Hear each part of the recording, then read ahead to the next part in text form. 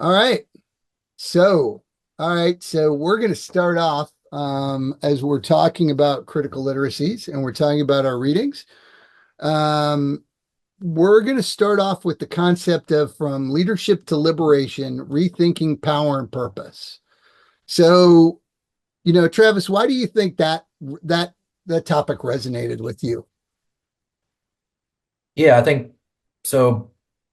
Purpose, obviously being in the military, like here I am. I understand authoritative leadership and power. Drop down, give me 30 sit-ups right now. Let's go. What I think I don't understood until about maybe 6 years time in service was purpose and the why and finding out like what's really driving me. It's not an angry leader above me that's driving me to inspire change or to be a better person. It's the actual purpose. Um, and it's a little bit freeing at that point because it's no longer like a fear of retribution. It's more about like, no, I really believe in this and I'm really a part of it. And I want to it wakes me up every morning. It's a driver. So I think that's like that section really spoke out to me, rethinking power and purpose and the difference between the two. Yeah, I think that's interesting because I think when people think of the military, I think they think of draconian. I think they think of do this because they said so. I think that they have an image in their mind that isn't the military that you and I experienced, and certainly not the leadership that we experienced, nor the leadership that we practiced. And I think that, as I think about it, it's almost it's not it's not leadership to a path to liberation, it's leadership that liberates, right? So providing that ability to facilitate and to empower people to reach their potential. And when we talk about, I'm curious, like, so your readings, which I know one of them was emergent strategy, but what were the other two readings that you did? Um, Metaphors we live by and Did you read Citizen? citizen. Sorry, yeah. Citizen. All right. So we both read Citizen. So we both read Emergent Strategy and we both read Citizen. So based on kind of some of that, what are some of your thoughts as you think about, leadership, especially when you think of, Adrian Adrian Brown's kind of, perspective.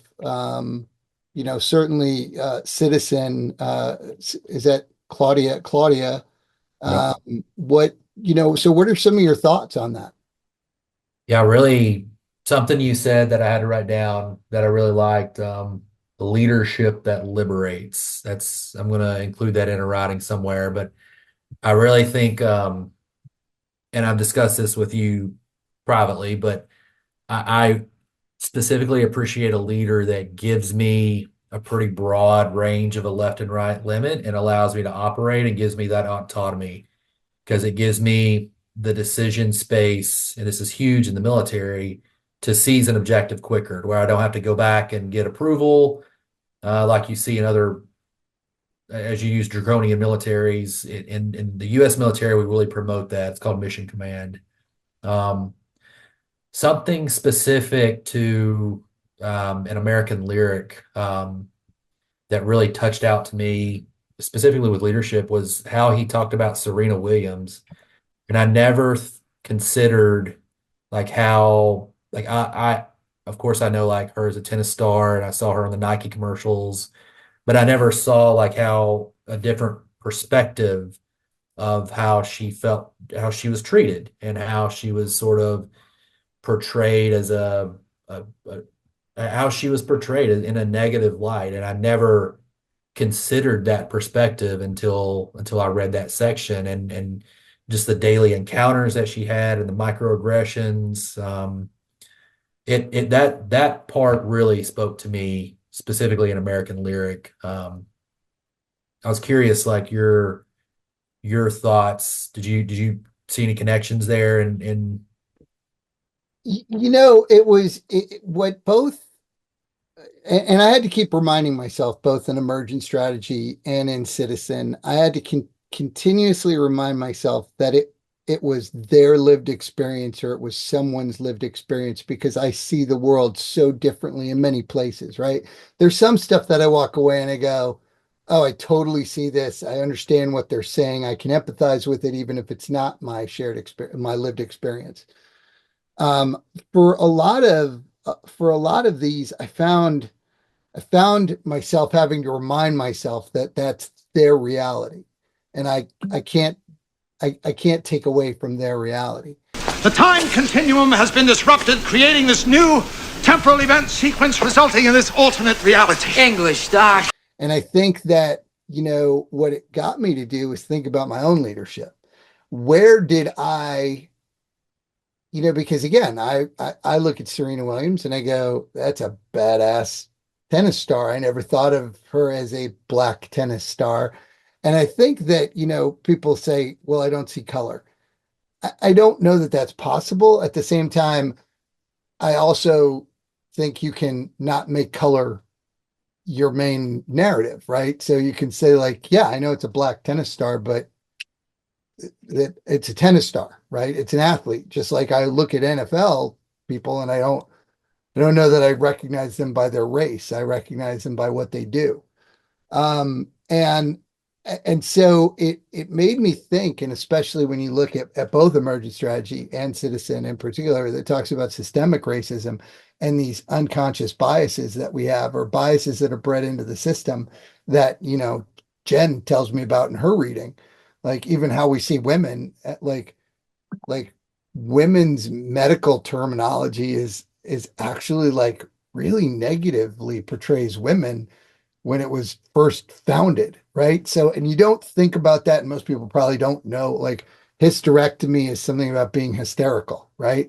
So, like stuff you don't even think about, and does that, and then I started to think, like, am I biased in those areas? And where could my bias have been in my leadership, and where does my bias leave me now? yeah, I think you touched on a good point there. Like I grew up hearing a lot of people say like, well, I'm not racist. I don't see color. I don't see people as color. And it's as I've like evolved and developed and been to a little more cultures, you should see a person as they are. When you look at me, I'm in a uniform. That means there's probably certain aspects. I have a specific accent. That means I'm probably from a certain area.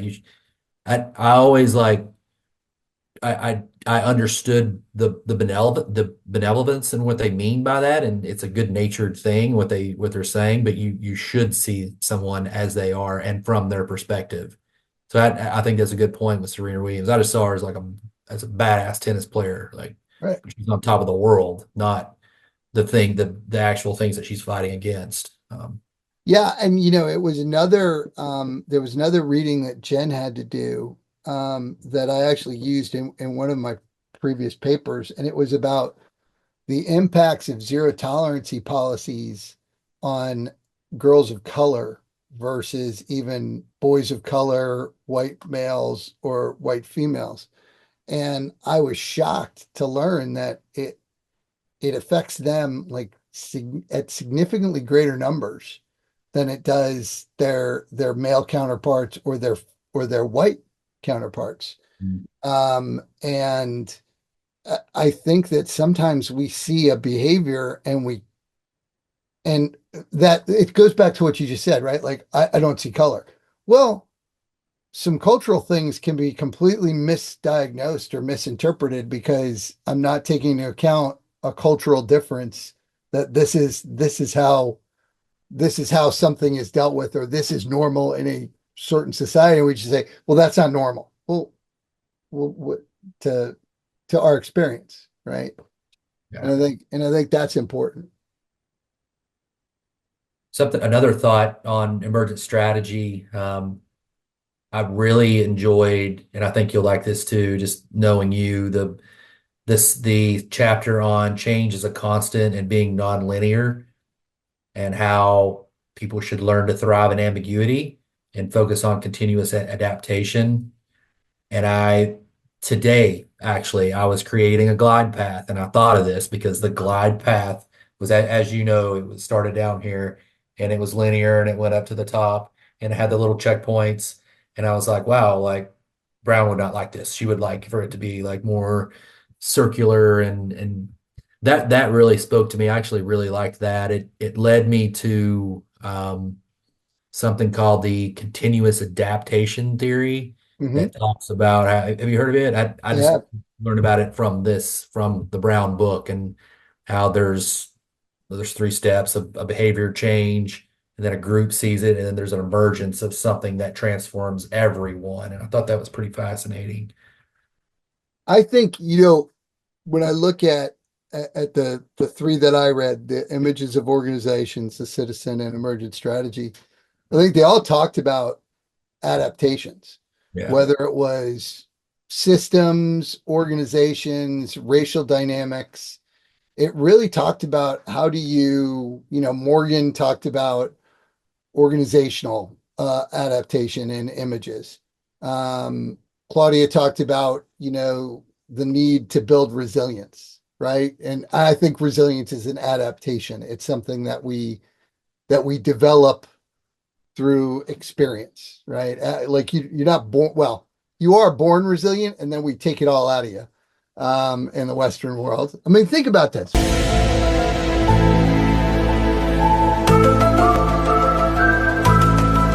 Right? I used to talk about this all the time.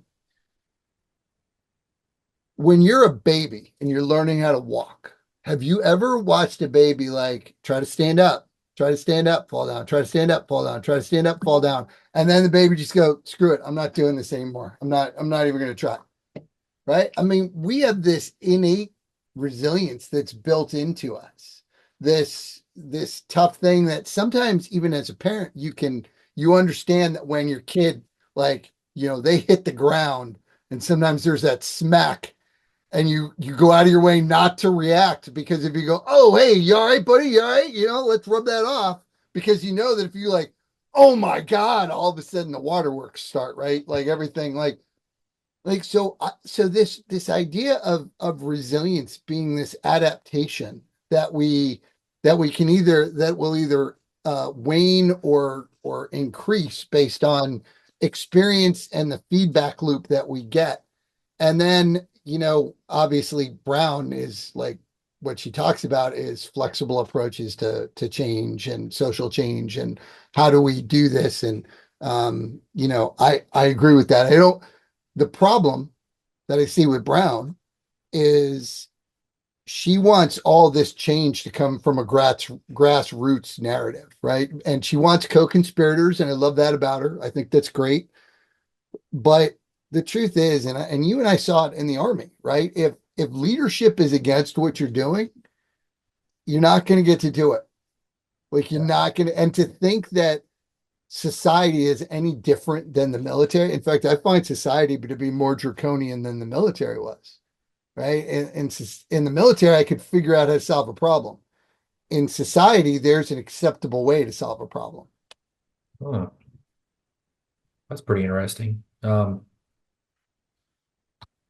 I wonder, so I've felt what you're saying in other units, and I feel and I'm at West Point, and I feel I feel almost pushed down, tamponed, severely restricted because of the big. If a cadet does something negative, it's on the news tomorrow. Um, so I sense your issues with the Brown text in that sense because it would not necessarily be as effective here in the like maybe the largest structure, maybe the most overarching structure, definitely of an organization I've ever been a part of. I definitely understand that. I did read Metaphors We Live By. If I could hit Yeah. on a good quick point on that with you. We'll pull up the author. It's down at the bottom here by George Lakoff and Mark Johnson. Hmm. Uh, there was some really good points on like how heavy that we use metaphors and language. And I think it was of the three books, my favorite one that I read. It made me aware of how much I use metaphors and language, and how it's usually negative, or it's associated with war or battles or strength because of my like 18 plus years in the military. Yep. Um, it also, like, I've noticed metaphors, and they hit on this. Metaphors can be, so with you, I can use metaphors that you would understand about like airborne operations and ranger operations, but I've noticed sometimes the metaphors that people use are to exclude individuals in the room. So if you did not understand the airborne operation metaphors and you used it, you're excluding specific people in the room. And I've noticed some people do that purposefully, like on purpose. And it's something that I've sort of Huh. caught and noticed. It's been pretty interesting to Oh, like to can you? learn more about language. So it's interesting because this book actually talks about exactly the same thing, how you can leave people out of a discussion because of the metaphors that you choose.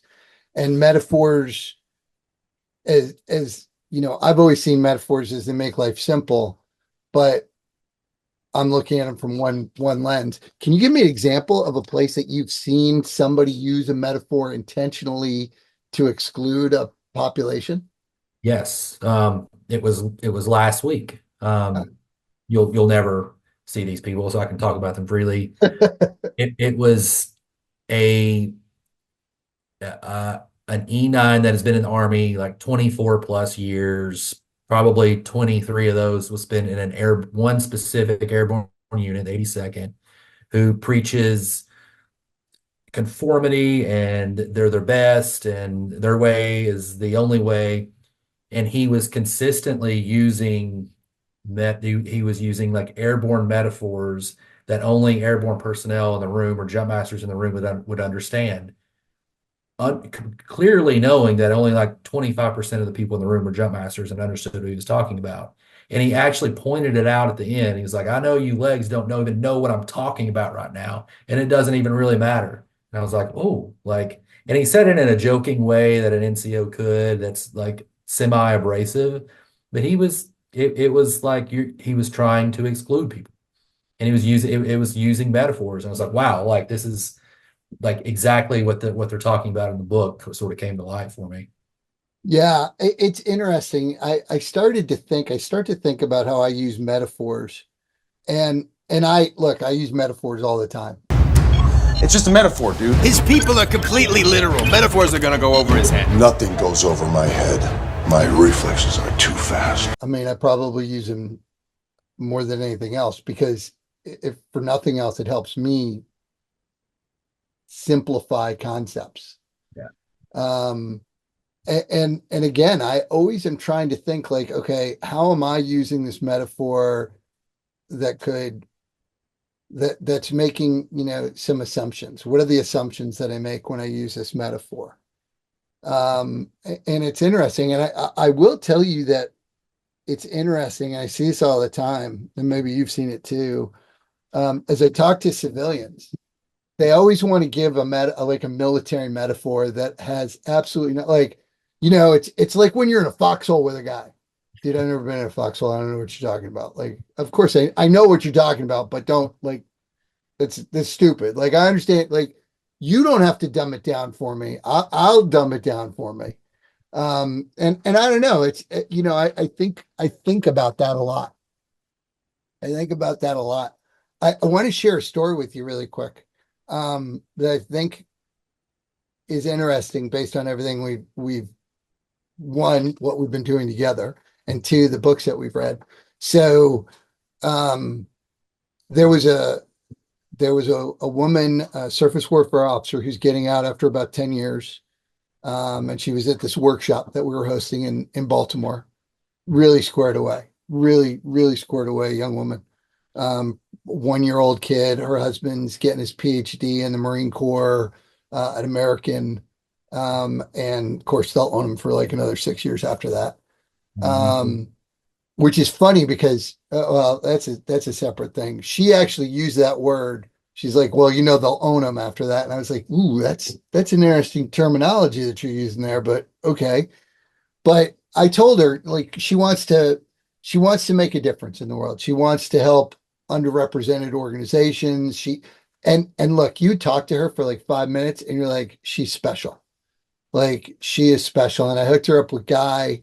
And I asked Guy to introduce her to Wes Moore, the governor of Maryland. I said, she is special.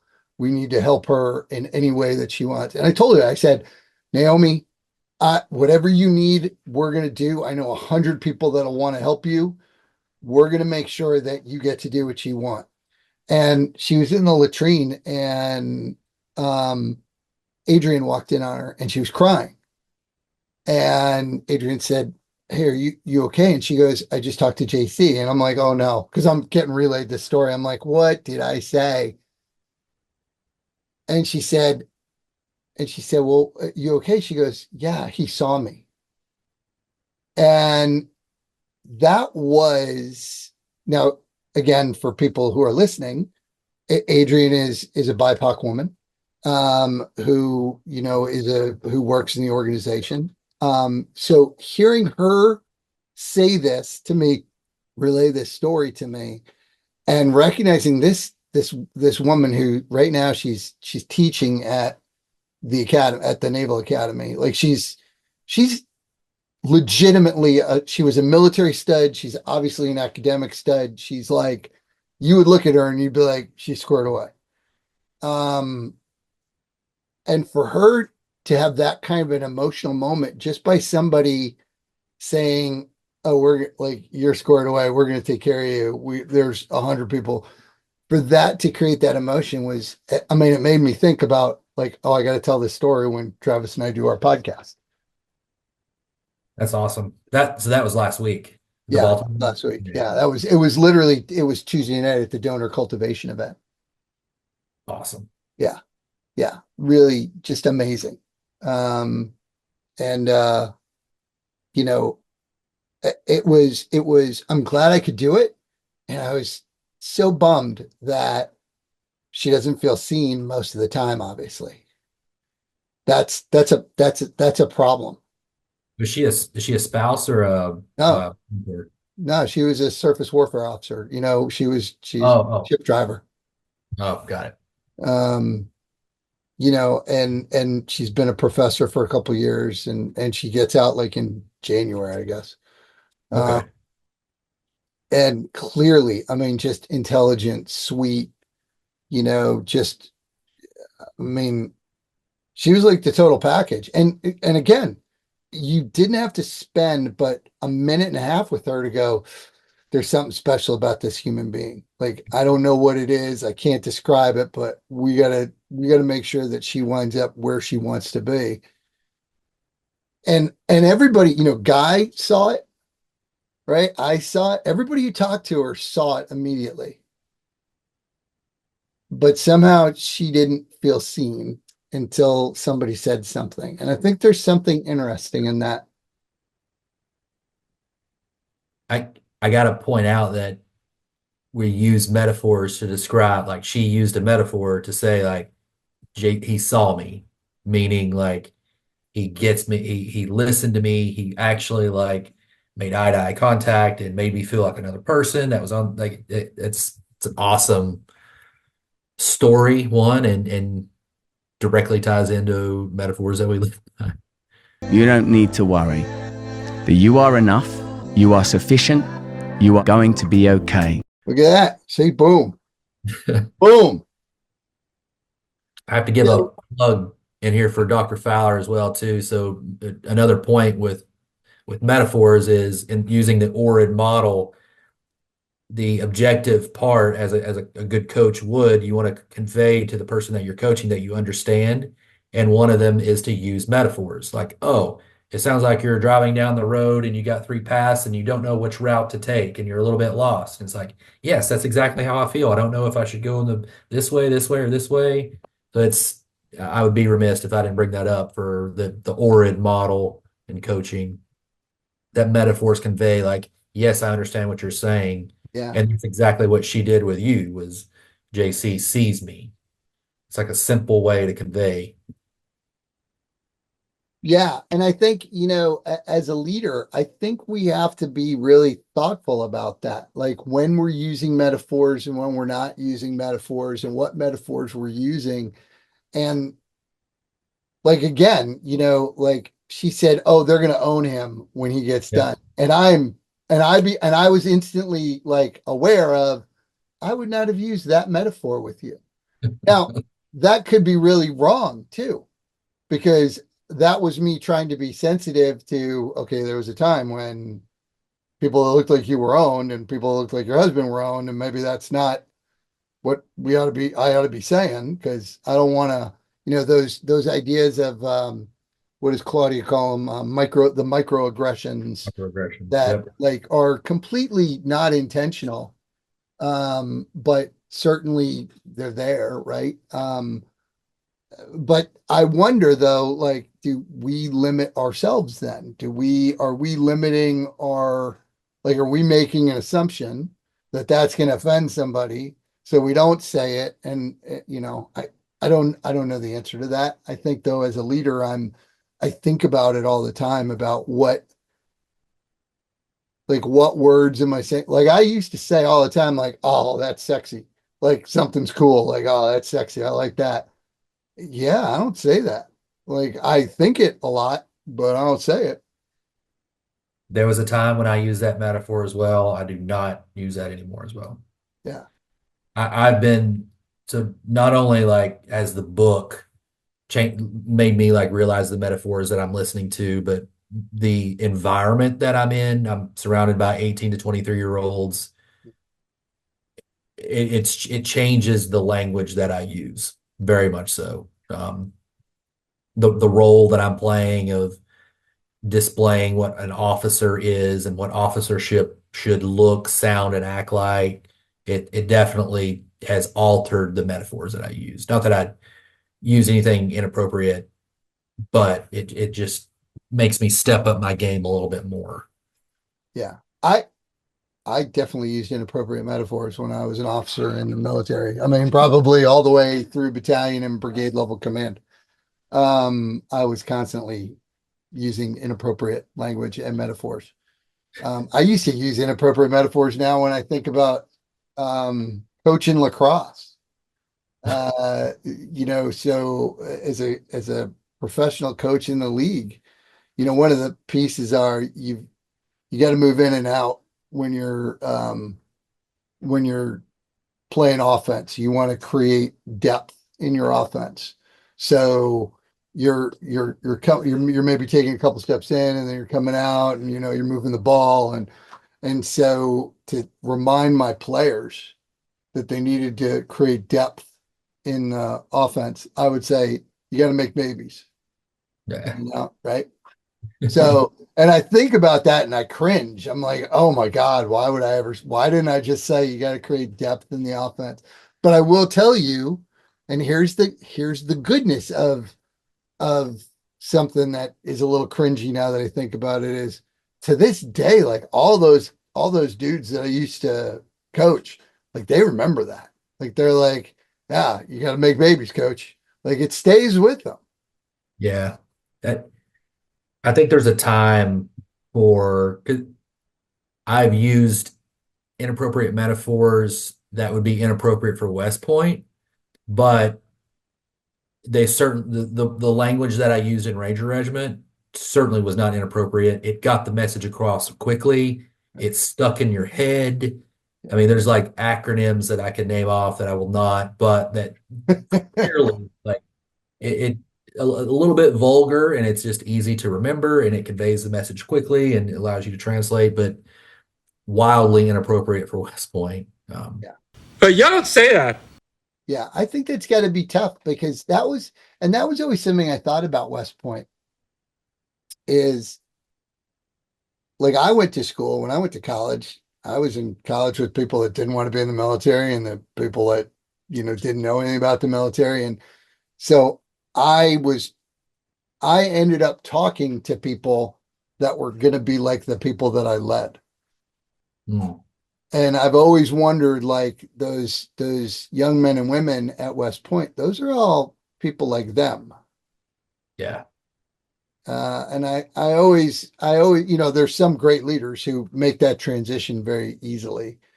And then there's some dudes that really struggle with that transition. That's that's actually an issue that I have with the institution is they go out, they get a lot of polish here, and then they go out and they're leading young men like I was when I was 22, Yeah.